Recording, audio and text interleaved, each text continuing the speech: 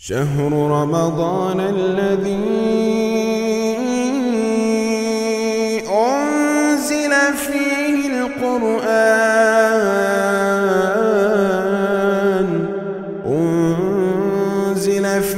القرآن هدى للناس وبينات من الهدى والفرقان.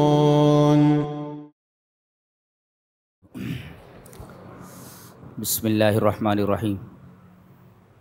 قرآن حکیم کے 18ویں پارے کی تفسیر کا خلاصہ پیش کیا جا رہا ہے.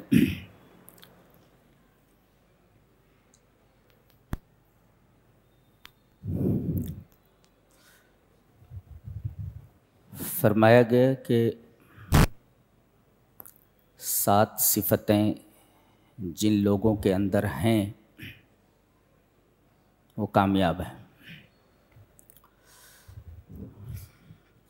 آپ حضرات کو معلوم ہے وہ 7 صفتیں کیا ہیں؟ اس میں 2 باتیں جو بہت اہم ہیں ان کی طرف اشارہ کر دینا ضروری سمجھتا ہوں. یہاں ایک چیز یہ بیان کی گئی کہ نماز اصل نہیں ہے بلکہ نماز کے اندر خشوع اصل ہے. جس طرح جسد بلا روح کی کوئی حیثیت نہیں ہوتی، ایسے ہی صلاۃ بلا خشوع غیر اہم ہوتی ہے. خشوع کسے کہتے ہیں؟ خشاع اذا اقبل بقلبہ، جب آدمی اپنے دل کے ساتھ کسی چیز پر متوجہ ہو تو اس کو کہتے ہیں خشوع. اور خشاع وہاں بولا جاتا ہے اذا تطامن وطاطا راسہ، جب آدمی اپنا سر جھکا دے تو کہتے خشاع. اسی وجہ سے آپ دیکھیں گے کہ جب لوگ اپنی اپنی قبروں سے اٹھیں گے تو ان کی ایک صفت بیان کی گئی ہے کہ خشعاً ابصارہم، ان کی نگاہیں جھکی ہوئی ہوں گی. تو خشوع کی حقیقت میں جھکنا داخل ہے. جھکنا، وہاں نگاہیں جھکی ہوئی ہوں گی اور نماز میں دل جھکا ہوا ہونا چاہیے. جی جی. ایک چیز تو یہ بہت ہی اہم ہے کہ نماز کے اندر جو روح ہے وہ خشوع ہے. جس طرح بدن سے روح کو نکال لیا جائے تو بدن کی کوئی اہمیت نہیں رہتی، ایسے ہی صلاۃ سے، نماز سے اگر خشوع کو نکال دیا جائے تو صلاۃ کی اور نماز کی کوئی اہمیت نہیں ہوتی.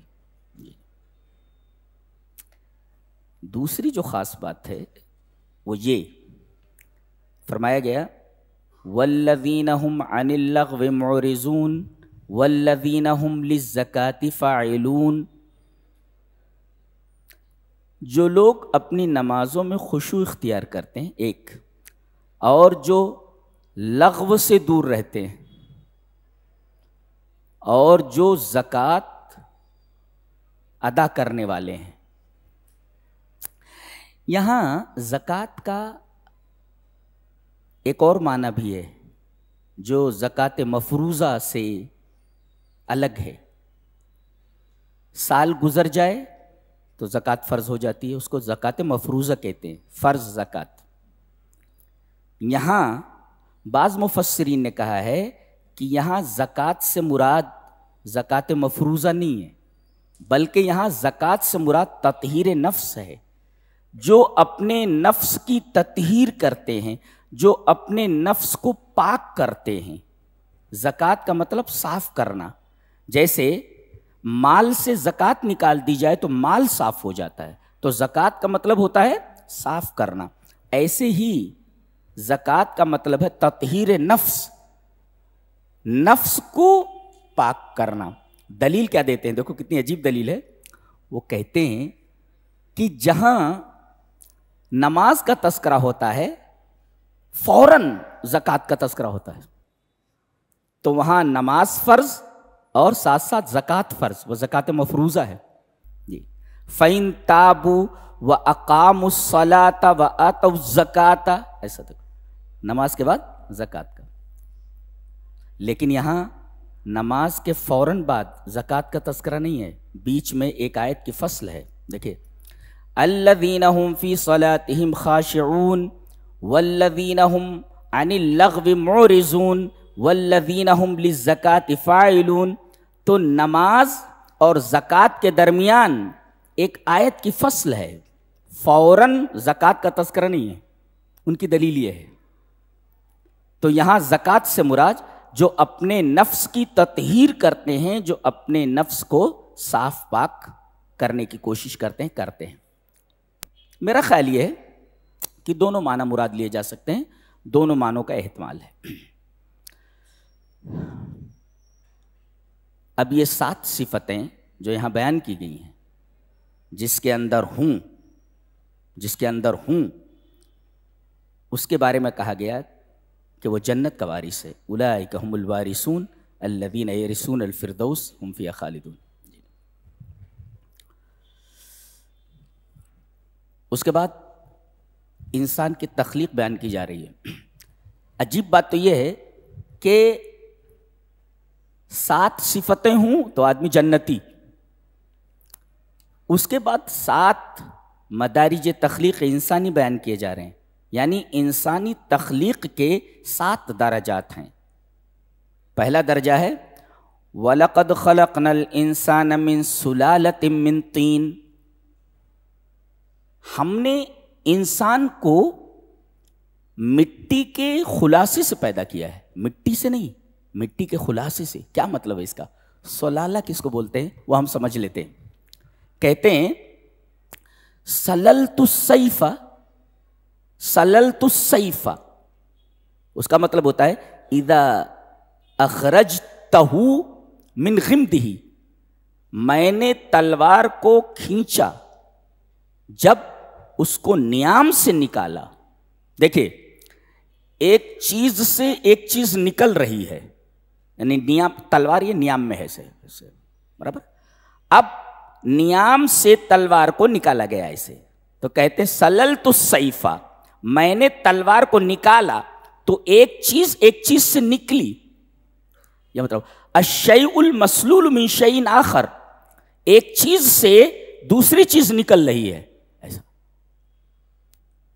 تو سلالہ کا مطلب یہ ہوا کہ مجموع ماء الذکر والانثى المسلول من دمہما،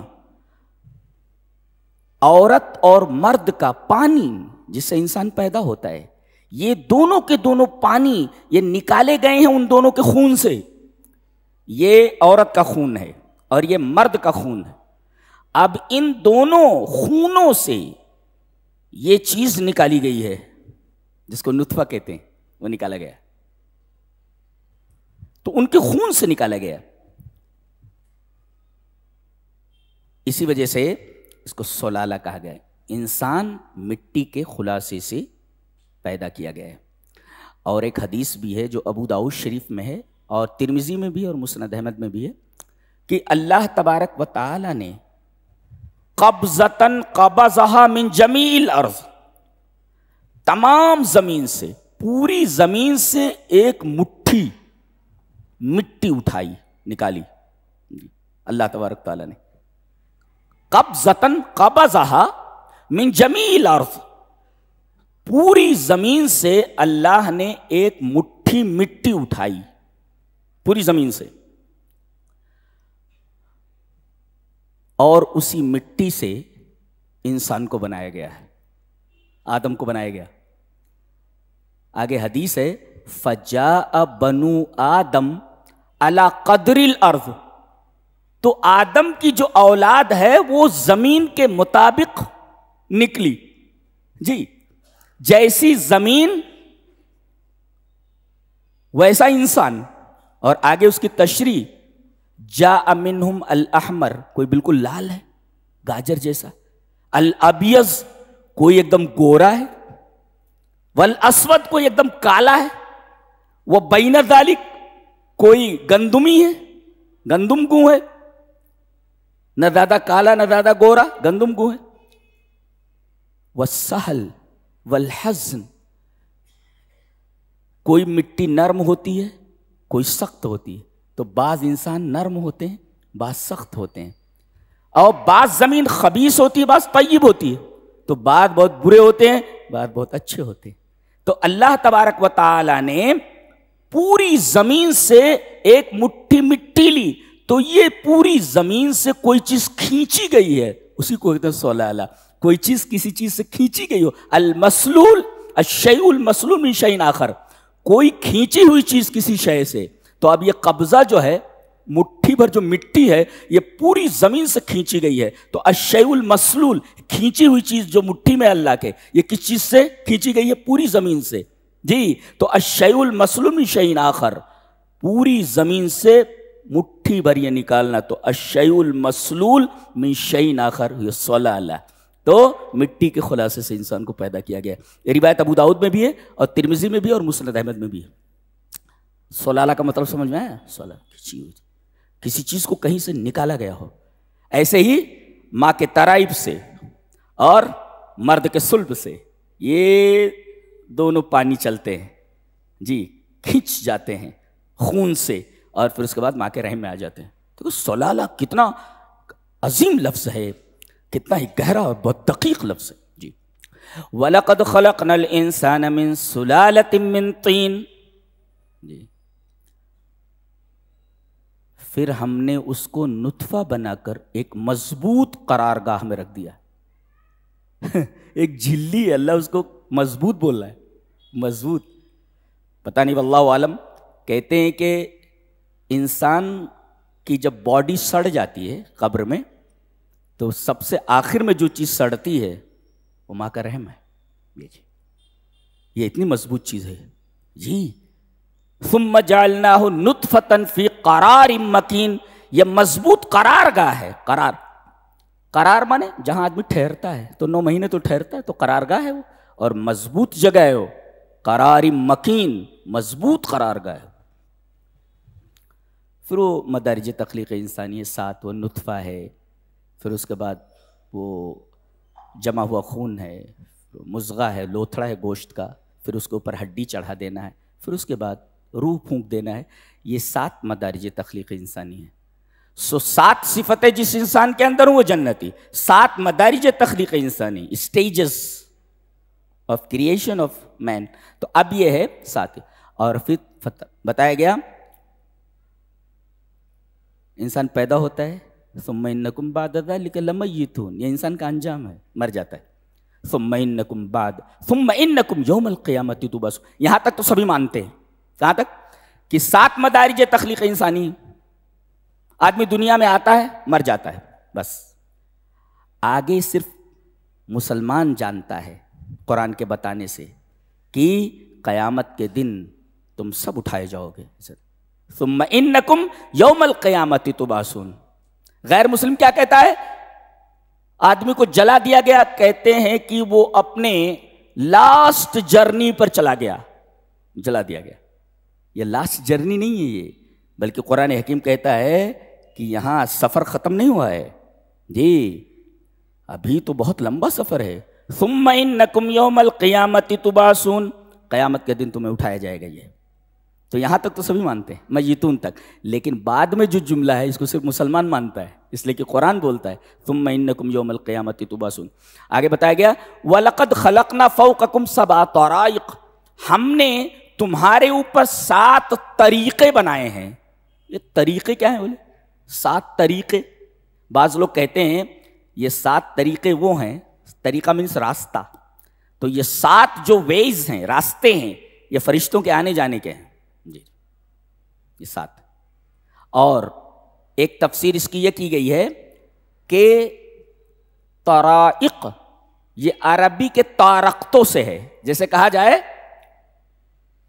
طارقت الشیء اذا جعلت بعضه فوق بعض، ہم کہتے ہیں کہ طارقت الشیء، تو اس یہ طرائق جو ہے طارقت الشیء، تو اس کا مطلب یہ ہوتا ہے کہ ایک چیز کو ایک چیز کے اوپر رکھنا. اذا جعلت بعضہ فوق بعض، یہ اس کے اوپر یہ ہے، پھر اس کے اوپر یہ ہے، پھر اس کے اوپر یہ ہے، پھر اس کے اوپر یہ. تو تمہارے اوپر ہم نے 7 طرائق بنائے، یعنی 7 آسمان ہیں. تہ بتہ، جی یہ مطلب طرائق سے مراد آسمان، 7 سماوات. یہاں طرائق کے لفظ سے اس کو تعبیر کیا گیا ہے. وَلَقَدْ خَلَقْنَا فَوْقَكُمْ 7 طَرَائِقَ، اور پیدا کرنے کے بعد یہ سب آسمان ہماری نگاہوں میں ہیں. جی وَمَا كُنَّا عَنِ الْخَلْقِ غَافِلِينَ، ہم اس تخلیق سے غافل نہیں ہیں. پیدا کرنے کے بعد کائنات کا ذرہ ذرہ ہماری نگاہوں کے سامنے. اس کے بعد ایک بڑی عجیب بات کہی جا رہی ہے. اللہ فرما رہا ہے آسمان سے ہم نے پانی نازل کیا، برابر ہے، ٹھیک ہے. وَأَنزَلْنَا مِنَ السَّمَاءِ مَاءً بِقَدَرٍ، ایک اندازے کے ساتھ.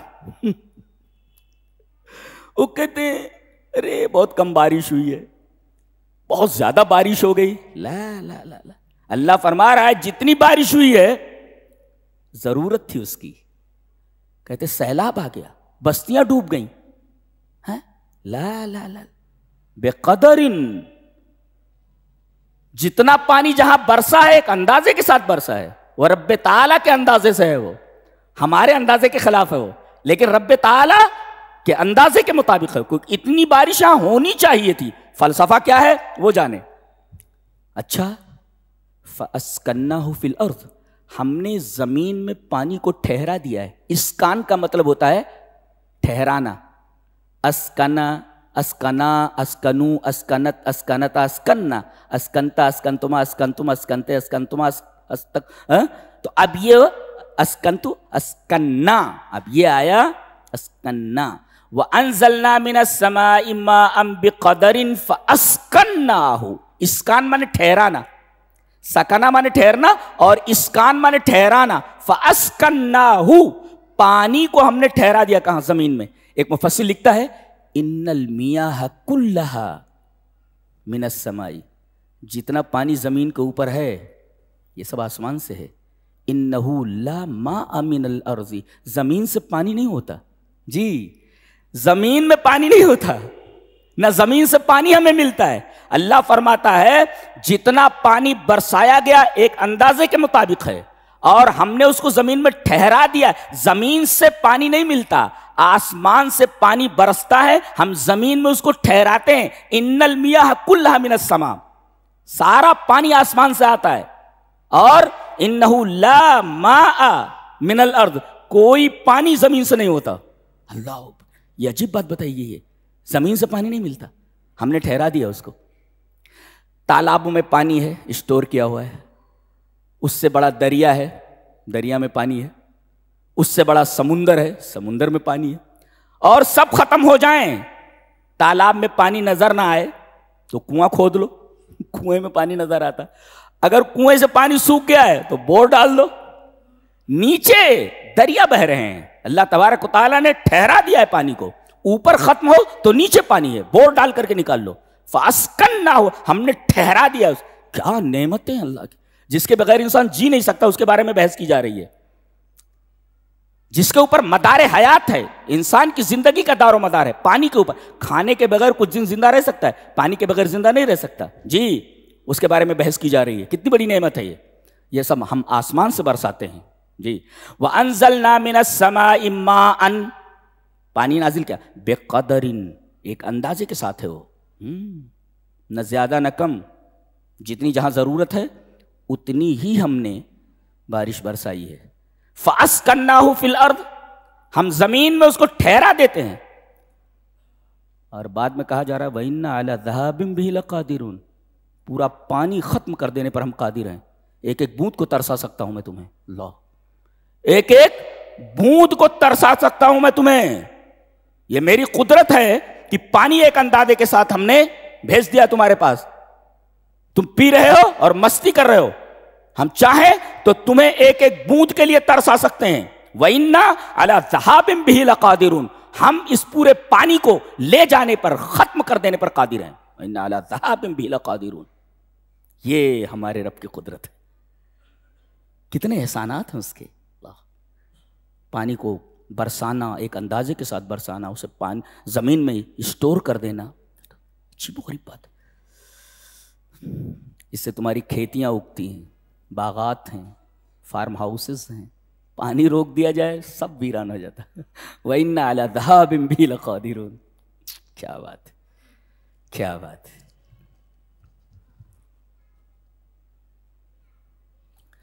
اس کے بعد ایک بات کہی جا رہی ہے کہ اطراف جو ہوتا ہے نا، اطراف، اطرفنا، اطرفنا، طرف کہتے ہیں لگزری کو، لگزری۔ ایک مفسر لکھتا ہے وَمَا ذُكِرَ فِي الْقُرْآنِ، فِي الْقُرْآنِ كُلِّهِ، وَمَا ذُكِرَ فِي الْقُرْآنِ الطرف، وَمَا ذُكِرَ الطرف فِي الْقُرْآنِ إِلَّا مَذْمُومًا۔ لگزری کا، لگزیریس لائف کا طرف جس کو کہتے ہیں، جہاں بھی اللہ نے ذکر کیا ہے اس کی مذمت کی ہے،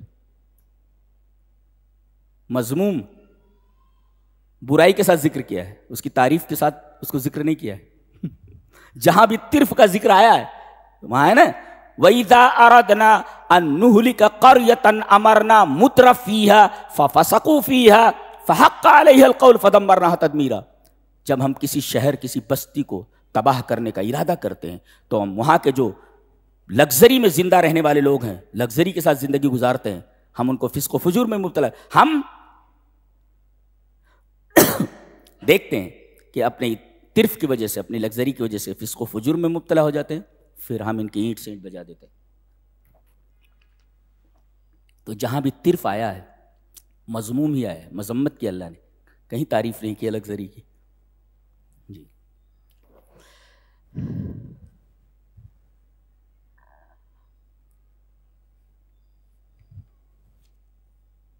اس کے بعد ایک بہت ہی عجیب بات کہی جا رہی ہے کہ وَلَوِ اتَّبَعَ الْحَقُّ أَهْوَاءَهُمْ لَفَسَدَتِ السَّمَاوَاتُ وَالْأَرْضُ۔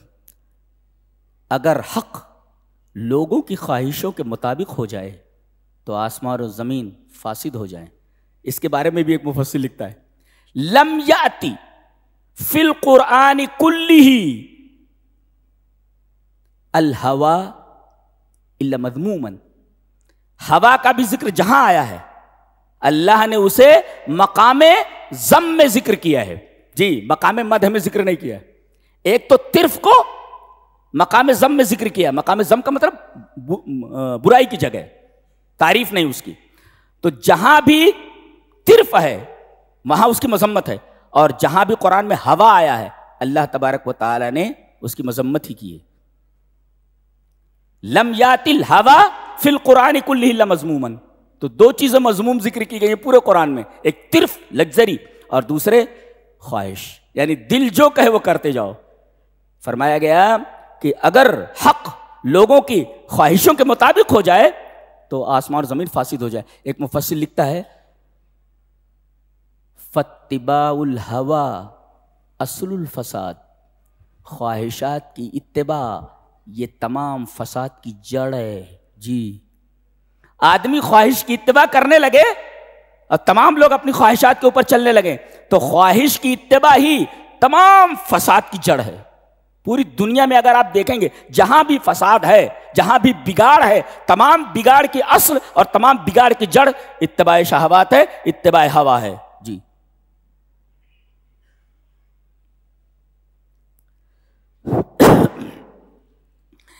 اس کے بعد ایک ایسی بات کہی جا رہی ہے، آپ نے کبھی سنا ہی نہیں اس کو۔ جہنم میں جتنے عذابات ہیں تمام عذابات میں سب سے بڑا عذاب کون سا ہے؟ کوئی بولے؟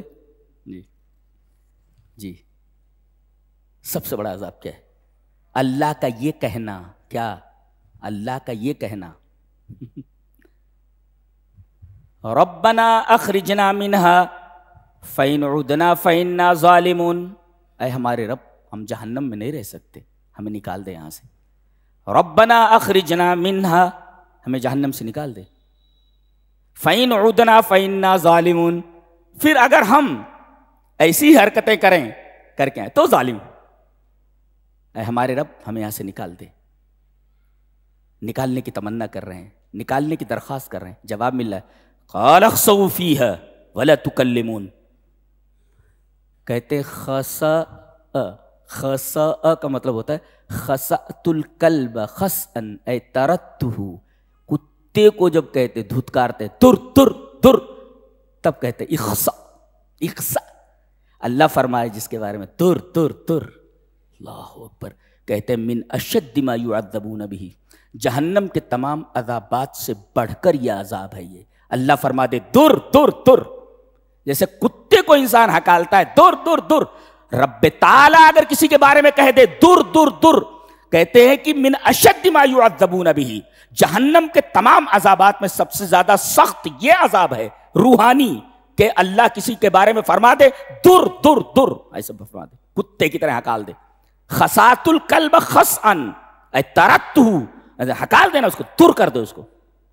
کہتے تمام عذابات میں سب سے بڑا عذاب یہی ہے رب کسی کو بول دے تر تر تر، سب سے بڑا عذاب من اشد ما یعذبون بہ. حیرت،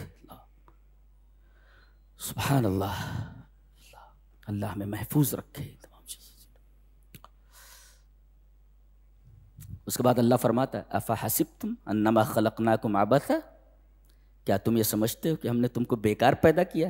بعض لوگ کہتے ہیں یہ دنیا اللہ نے اپنے تماشے کے لیے بنائی ہے. دنیا ایک تماشا ہے جسے دیکھ دیکھ کر کے اللہ خوش ہو رہا ہے. اس تماشے کو، تماشے سے، یہ دنیا ایک تماشا ہے، اور اس تماشے کو اس لیے بنایا ہے اس نے تاکہ یہ تماشا دیکھ دیکھ کر کے خوش ہو. یہ بتاتے لوگ. اللہ نے سورہ انبیاء میں اس کی پرزور تردید فرمائی ہے، اور اتنا دقیق انداز ہے بولنے کا کہ آدمی کے وجدان کے اوپر نشہ طاری ہو جائے. کہتا ہے لو اردنا ان نتخذ لہوا لاتخذناہ من لدنا. اتنا باریک استدلال ہے کہ ذہن کی رگیں ہل جائیں. ایسا ہے کہ اگر ہم اس کائنات کو لہو بناتے، کھیل اور تماشا بناتے، جیسا تم کہہ رہے ہو، لو اردنا ان نتخذ لہوا، جیسا تم کہتے ہو کہ ہم نے یہ کائنات کھیل بنائی ہے، تو لاتخذناہ من لدنا، لاتخذناہ من لدنا، تو ہم اپنے لیے بناتے، اپنے لیے بناتے. اب جب ہم اپنے لیے بناتے تو کل ما یتعلق بذات اللہ فہو قدیم لا حادث. اللہ سے جو چیز متعلق ہو وہ قدیم ہوتی ہے، حادث نہیں ہوتی. اور یہ کائنات تو حادث ہے. پتہ یہ چلا کہ یہ کائنات لاہو نہیں ہے. کیا استدلال! اللہ سمجھ میں آیا؟ نہیں سمجھ میں آیا؟ اس وجہ سے میں نے کہا کہ بہت باریک استدلال ہے. اللہ یہ فرما رہا ہے تم کہتے ہو کہ ہم نے یہ کائنات لہو بنائی ہے، تماشا بنائی ہے. تو اگر ہم تماشا بناتے، اپنے لیے بناتے، تو اپنے لیے جب بناتے تو مجھ سے جو چیز متعلق ہوتی ہے وہ قدیم ہوتی ہے، کبھی ختم نہیں ہوتی. اور اس کائنات کو تو ختم ہونا ہے. لہذا میں نے اپنے لیے کہاں بنایا اسے؟ یہ کھیل کہاں ہے جسے دیکھ دیکھ کر کے میں خوش ہوں؟ بہت ہی باریک استدلال ہے. اور قرآن حکیم تو قرآن حکیم ہے، بہت ہی اعلیٰ چیز ہے. میں آپ کی سطح کے مطابق بات کرتا ہوں، باقی وہ ساری چیزیں چھوڑ دیتا ہوں جس کو سمجھانے میں مجھے ایک بات سمجھانے میں 1 گھنٹہ لگ جائے، چھوڑ دیتا ہوں میں اس کو. جی، اس لیے کہ وہ آپ کی سطح کے مطابق نہیں ہے. جی، اللہ فرماتا ہے وَمَن يَدْعُ مَعَ اللَّهِ إِلَٰهًا آخَرَ، اللہ کے علاوہ کائنات میں جن جن کی پوجا ہو رہی ہے، ان کی ورشپنس کے اوپر، ان کی عبادت کے اوپر، لا برہان لہ، کوئی دلیل نہیں. یعنی شرک کے اوپر کوئی دلیل ہے ہی نہیں. سرے سے لا برہان لہ، شرک کے اوپر کوئی دلیل ہے ہی نہیں. لہذا اللہ کے علاوہ جن جن چیزوں کی عبادت ہو رہی ہے، ان چیزوں کی عبادت کے اوپر ان کے عابدین کے پاس کوئی دلیل موجود نہیں ہے. وَمَن يَدْعُ مَعَ اللَّهِ إِلَٰهًا آخَرَ لَا بُرْهَانَ لَهُ بِهِ، شرک کے اوپر کوئی دلیل ہے ہی نہیں. کوئی اللہ سے مانگ رہا ہے، اسے پوچھا کیوں مانگ رہا ہے؟ کوئی دلیل نہیں. وہ یہ بولے ہم نے اپنے آبا و اجداد کو یہ کرتے ہوئے دیکھا ہے. یہ کوئی دلیل ہے؟ تمہارے آبا گمراہی میں رہے ہوں تو گیا کہ شخصیات دلیل نہیں ہوتی. جی، فلاں صاحب کرتے آ رہے ہیں اس وجہ سے یہ دلیل ہے. تو لا برہان لہ بھی، شرک کے اوپر کوئی دلیل سرے سے ہے ہی نہیں. جی،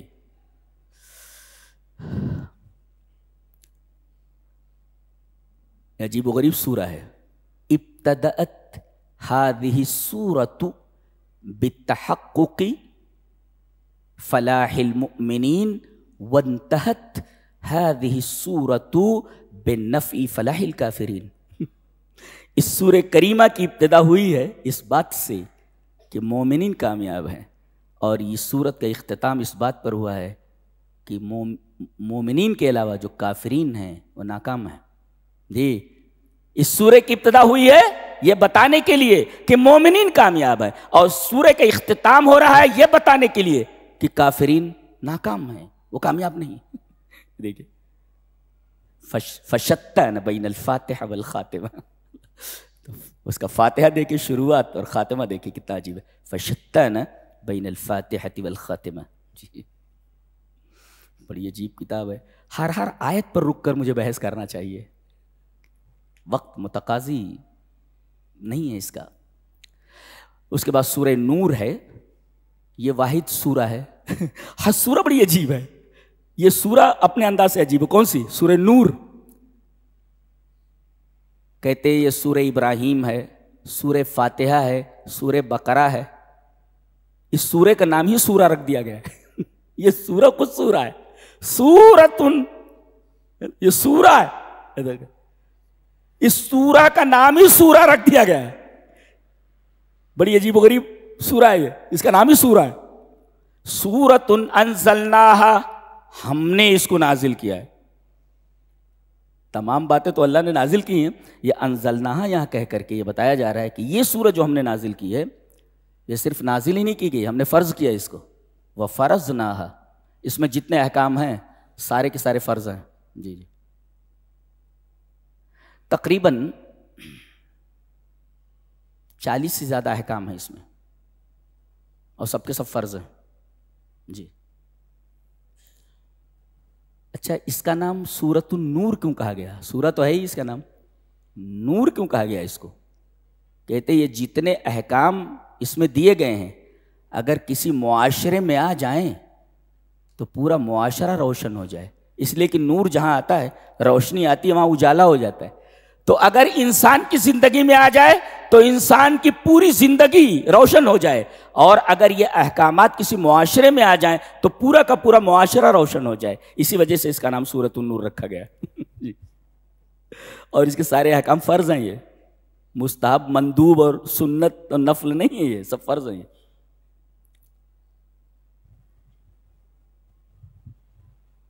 ایک آیت سے لے کر، پہلی آیت سے 25ویں آیت تک اس بات پر بحث کی گئی ہے کہ اگر معاشرے میں برائی پیدا ہو جائے تو اس کا تدارک کس طرح ہو. برائی پیدا ہو گئی، اب کیا کیا جائے بتایا گیا. اور 26ویں آیت سے لے کر کے اخیر تک یہ بتایا گیا ہے کہ کیا کیا جائے کہ معاشرے میں سرے سے برائی پیدا ہی نہ ہو. کیا بات ہے، برائی پیدا ہو گئی تو تدارک کیسا، تدارک کس طرح ہو، اور کیا کریں کہ معاشرے میں سرے سے برائی پیدا نہ ہو. یہی دونوں چیزیں ہیں ہی. برائی پیدا ہو جائے تو اس کا تدارک کیا جائے، اور دوسرا یہ ہے کہ کیا طریقہ کار اختیار کیا جائے کہ معاشرے میں برائی پیدا ہی نہ ہو. یہ دونوں چیزیں، تیسری کوئی چیز ہے ہی نہیں. تو ان دونوں چیزوں کو بڑی تفصیل سے بیان کیا گیا. سب سے پہلے زنا کا بیان ہے. جی بدکاری جو آج عام ہے. الزانیۃ والزانی، زنا کرنے والی لڑکی عورت، زنا کرنے والا مرد لڑکا، ان میں سے ہر ایک کو 100 کوڑے مارو. اگر غیر شادی شدہ ہیں تو 100 کوڑے، شادی شدہ ہیں تو رجم کر دیا جائے، پتھر مار مار کر کے ہلاک کر دیا جائے. جی نکتہ یہ ہے کہ زنا کرنے والی عورت کا تذکرہ پہلے ہے اور مرد کا تذکرہ بعد میں ہے. دکتور احمد الکبیسی ایک ڈاکٹر ہیں، وہ کہتے ہیں کہ ان ارادت وقع الزنا وان لم ترد لم یقع. عورت اگر چاہے تب زنا ہو سکتا ہے، عورت اگر نہ چاہے تو زنا نہیں ہوتا. وہ ریپ ہے، وہ زنا نہیں ہوتا. جی ہاں یہ ہے. اس کا مطلب ہے کہ اگر اس کی طرف سے ہری جھنڈی نہ ہو تو لڑکے کے اور مرد کی ہمت نہیں ہے کہ اس کے ساتھ زنا کر سکے. اس وجہ سے الزانیہ کا لفظ پہلے لایا گیا کہ اس میں پہل عورت کرتی ہے، اس کی طرف سے پہلے اس کا اشارہ ہوتا ہے اس غلط کاری کا. اچھا، اور جہاں نکاح کی بات آئی، الزانی لا ينکح الا زانیۃ، جہاں نکاح کی بات آئی وہاں زانیہ بعد میں، زانی پہلے. کیوں؟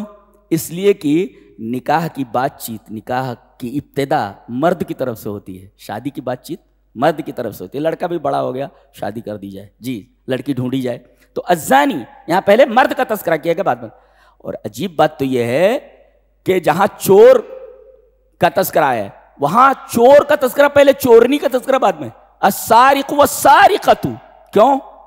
اس لیے کہ باہر مرد ہی زیادہ رہتا ہے اور کمائی کی ذمہ داری اس کے اوپر ہے، لہذا اکثر چوری مرد ہی کرتا ہے، عورتیں کم کرتی ہیں. لہذا مرد کا تذکرہ پہلے ہے وہاں، سارق کا تذکرہ پہلے ہے، سارقہ کا بعد میں. اچھا، تو اچھا اس کے بعد یہاں زانیہ کے ساتھ مشرکہ کا تذکرہ ہے.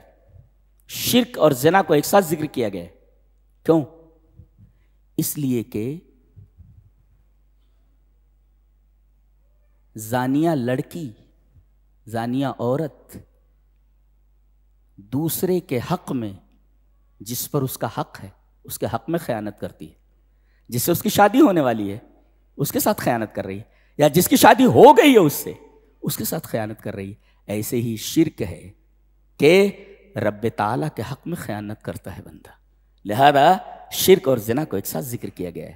جی آدمی سب کچھ برداشت کر سکتا ہے، اپنی عورت کی بے وفائی برداشت نہیں کر سکتا. جی ایسے ہی رب تعالیٰ سب کچھ برداشت کر سکتا ہے، شرک برداشت نہیں کرتا.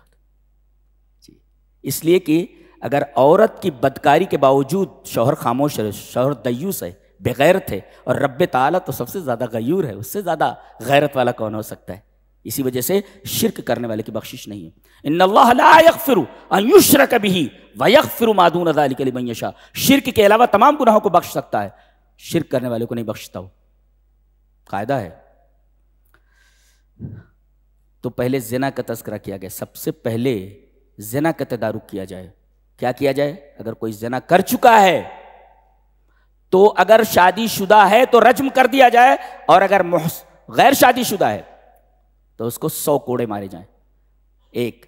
اور دوسرے، کسی عورت کے اوپر زنا کا الزام لگانا کہ یہ عورت بدکار ہے، اس کا تدارک کیا گیا ہے. اگر 4 گواہ نہیں لائے، ثم لم یاتوا باربعۃ شہداء، 4 گواہ نہ لائے تو اس کو 80 کوڑے مارو. فجلدوہم 80 جلدہ. الزام لگانے والے کے اوپر 80 کوڑے لگاؤ اس کو، تاکہ کوئی ہمت نہ کر سکے کسی عورت کے اوپر الزام لگانے کا، ہمت نہ کر سکے. تو دوسروں کے اوپر الزام لگانا ہے، دوسری عورت پر. کوئی اپنی بیوی کے اوپر الزام لگائے تو جی والذین یرمون ازواجہم ولم یکن لہم شہداء. کوئی اپنی بیوی کے اوپر الزام لگا رہا ہے زنا کا، یہ بچہ میرا نہیں ہے، کسی اور کا ہے، وغیرہ وغیرہ. تو اب یہ اپنی بیوی کے اوپر الزام لگا رہا ہے، وَلَمْ يَكُنْ لَهُمْ شُهَدَاء، اس کے پاس گواہ نہیں ہے، تو لعان ہوگا.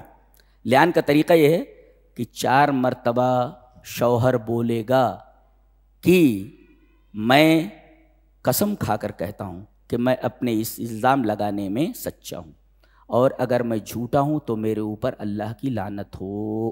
ایسا عورت 4 مرتبہ بولے گی. اگر یہ سچا ہے، اگر یہ میں قسم کھاتی ہوں، یہ سچا نہیں ہے، میں قسم کھاتی ہوں، 4 مرتبہ بولے. اور اگر یہ سچا ہے تو میرے اوپر اللہ کا غضب ہو. مرد سے کہا گیا تو اپنے اوپر لعنت کی بات کر، اور عورت سے کہا گیا تو اپنے اوپر غضب کی بات کر. پتہ یہ چلا کہ مردوں کے مقابلے میں عورتیں اللہ سے زیادہ ڈرتی ہیں، اور خاص طور سے اللہ کے غضب سے بہت ڈرتی ہیں. لہذا ان سے کہا گیا کہ تم غضب کا لفظ استعمال کرو. عورت جلدی یہ نہیں کہے گی کہ مجھ کے اوپر اللہ، میرے اوپر اللہ کا غضب ہو. یہ فطرت ہے عورت کی، اللہ کے غضب سے بہت ڈرتی ہو. میری والدہ تھیں تو 85-86 سال کی تھیں وہ. تو میں منع کرتا تھا روزے مت رکھ، مر جائے گی. نہیں رے روزہ رکھے تھے ہم، میں نہیں جانا تھے. ہاں اس میں بولتی تھی اودھی زبان میں، میری جو زبان ہے اودھی زبان. تو کہتی نہیں. اور آخر تک یعنی وہ باتھ روم تک چل کر نہیں جا سکتی تھی, گھسٹ کر جانا پڑتا تھا ان کو, لیکن روزہ نہیں چھوڑتی تھی وہ. کوئی مرد ہو تو چھوڑ دیتا ہے جی, عذر ہے ایسا. تو عورتیں جو ہوتی ہیں نا بالمقابل مردوں کے, وہ زیادہ جفا کش ہوتی ہیں, زیادہ اسٹیمنا ان کے اندر ہوتا ہے ان تمام چیزوں کو برداشت کرنے کا. اور اسٹیمنا نہ ہو تو شوہر کو پوری زندگی جھیلنا, اس سے بڑا اسٹیمنا اور کیا ہو سکتا ہے.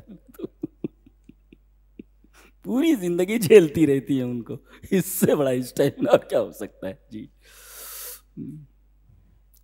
اور بات تو تنگ آ جاتی ہے, بولے دنیا میں تو جھیل, آخرت میں تم دکھنا نہیں, دکھنا نہیں آخرت میں تم. اللہ.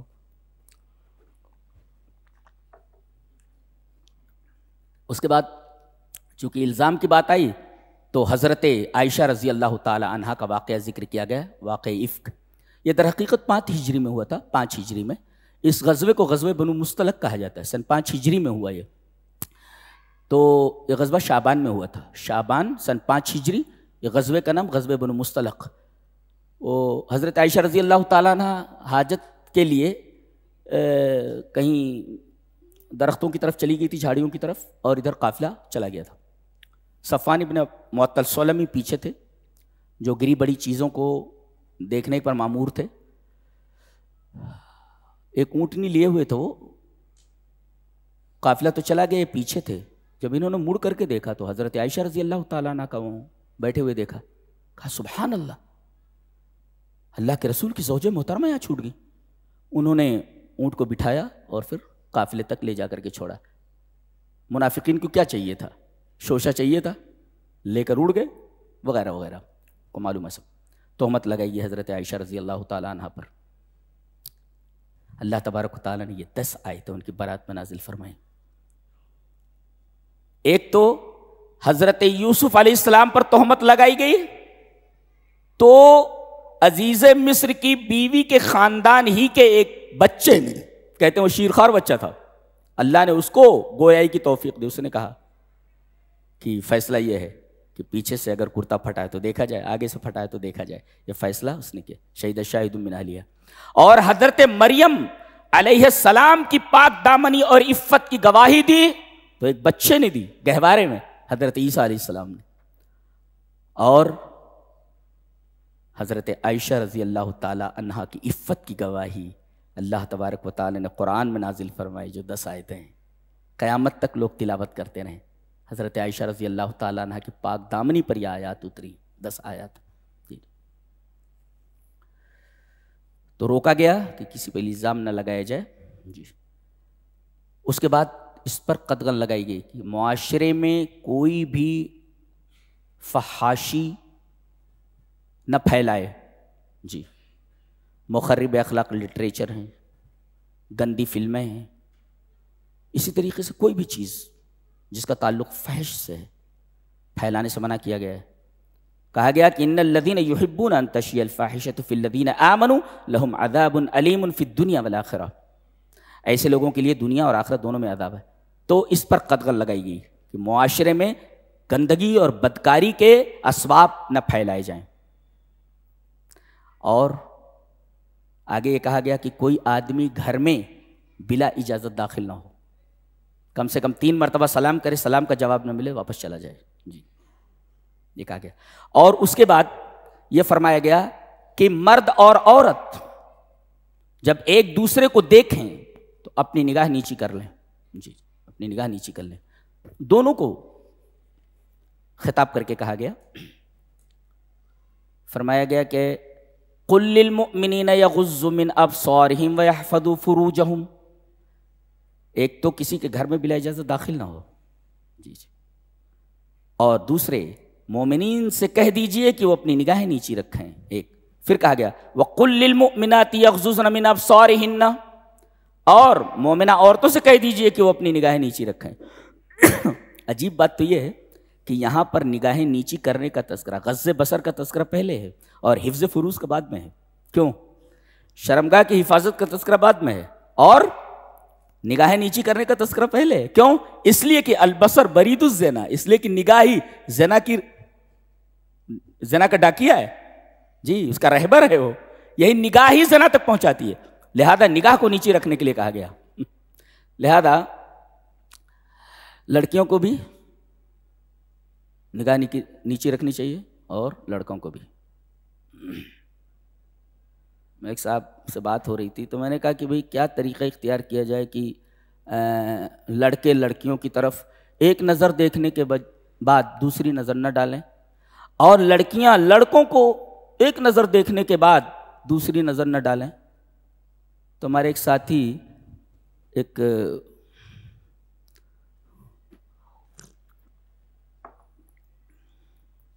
بہت پیاری بات کہہ رہے تھے کہ جب لڑکے لڑکیوں کی طرف نظر ڈالیں تو think of that her nose is running, اس کی ناک بہہ رہی ہے بولے تو.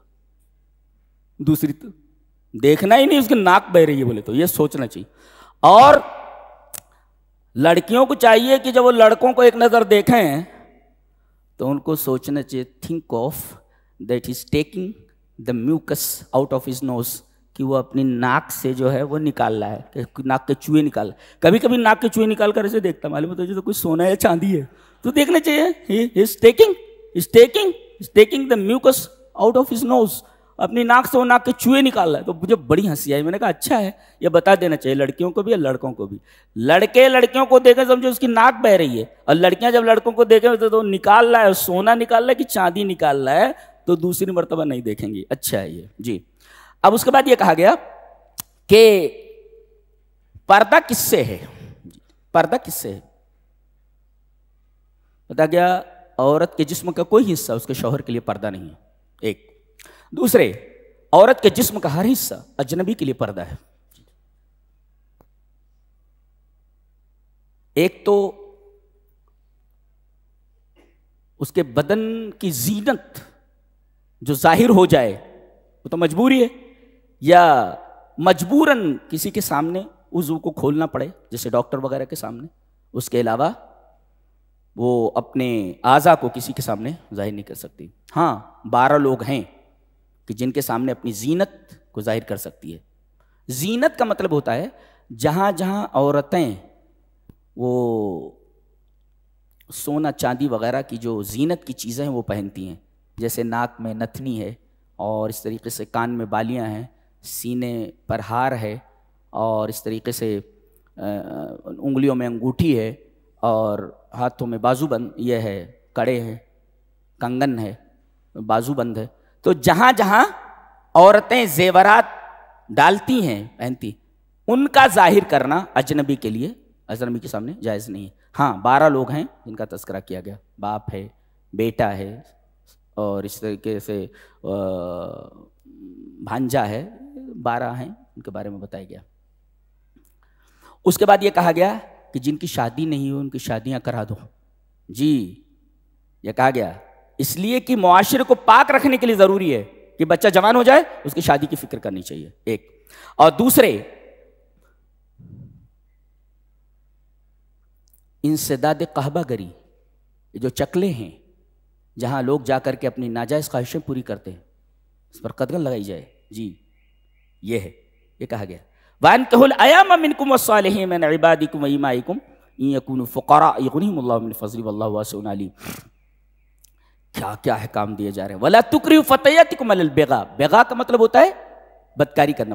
بدکاری کرنے کے لیے پورا ایک وہ ہوتا ہے، پورا ایک علاقہ ہوتا ہے جی جہاں جاتے ہیں لوگ. تو انسداد قحبہ گری اس پر قدغن لگائی گئی.